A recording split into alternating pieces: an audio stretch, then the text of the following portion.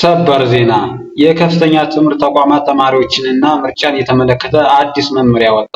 የኢትዮጵያ ትምህርት ሚኒስቴር የግንቦት 24 ቀን 2018 ዓ.ም የሚካሄደውን ሀገራዊ ምርጫ አስመልክቶ ለሁሉም የከፍተኛ ትምህርት ተቋማት አዲስና ወሳኝ የሆነ የአፈጻጸም አቅጣጫ አስተላልፏል። ይህ መመሪያ የተማሪዎችን የመምረጥ መብትና ትምህርት ጥራትን ሚዛን በጠበቀ መልኩ ተግባራዊ የሚደረግ ነው። ወደ ዋናው ሐሳብ እንለፍ።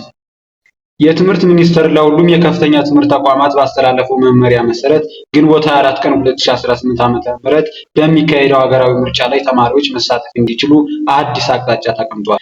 ቀደም ሲል ተማሪዎች ከምርጫው በፊት ትምህርት አጠናቀው ወደ ቤታቸው እንዲሄዱ ታስቦ የነበረ ቢሆንም ይህ አካሄድ በትምህርት አሰጣጥ ጥራትና በተማሪዎች የፈተና ዝግጅት ላይ አሉታዊ ተጽዕኖ ስለሚኖረው እንዲቀየር ተደርጓል።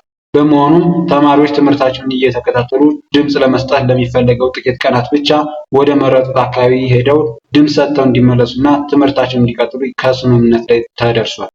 በዚህም መሰረት የከፍተኛ ትምህርት ተቋማት ለተማሪዎች አስፈላጊውን ፍቃድ እንዲሰጡና ከምርጫ ቦርድ በሚሰጠው አቅጣጫ መሰረት የምርጫ ምዝገባና ሌሎች ተያያዥ ጉዳዮችን በማመቻቸት ለቦርዱ እገዛ እንዲያደርጉ ትዕዛዝ ተላልፏል።